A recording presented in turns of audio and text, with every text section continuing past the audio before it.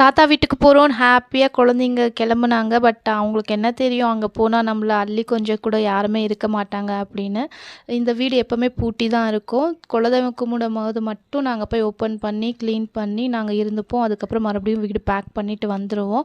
அதே மாரி தான் இன்னைக்கு குழந்தைகளுக்காக போனோம் அப்படின்னு கிளம்புனோம். போயிட்டு குழந்தைங்க 2 பேரையும் வண்டியிலேயே உட்கார வச்சுட்டு, நாங்க கையில ஆயுதங்களோட கிளம்புவோம். ஆயுதங்கள்னா ஏதாச்சு கொம்பு ஏதாச்சும் எடுத்துகிட்டு போவோம். ஏன்னா உள்ள ரொம்ப நாள் பூட்டியே இருக்கிறதால ஒரு வாட்டி பாம்பு வந்துருச்சு. அதால பாம்பு இருக்கும், விஷப்பூச்சிகள் இருக்கும் அப்படின்றதால உள்ளே போயிட்டு நாங்களே க்ளீன் பண்ணி வீடு வாசல்லாம் கழுவி விட்டுட்டு, வீட்டுக்கு தேவையான பொருட்களும் நாங்க போகும்போதே வாங்கிட்டு போயிடுவோம். வெஜிடபிள்ஸ், பால் எல்லாமே ஃப்ரிட்ஜ் இல்லாததால பால் நான் சூடு பண்ணி வச்சுட்டு இருந்தேன். நைட்டு 12:30 மணி நான் பால் சூடு பண்ணும்போது.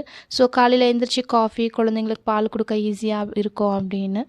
நெக்ஸ்ட்டு நம்ப வில்லேஜ் லைஃப் எப்படி இருந்துச்சு, நாங்க ஒரு 3 டேஸ் எப்படி ஸ்பெண்ட் பண்ணோன்றது அடுத்தடுத்த வீடியோல போடுறேன். டாட்டா!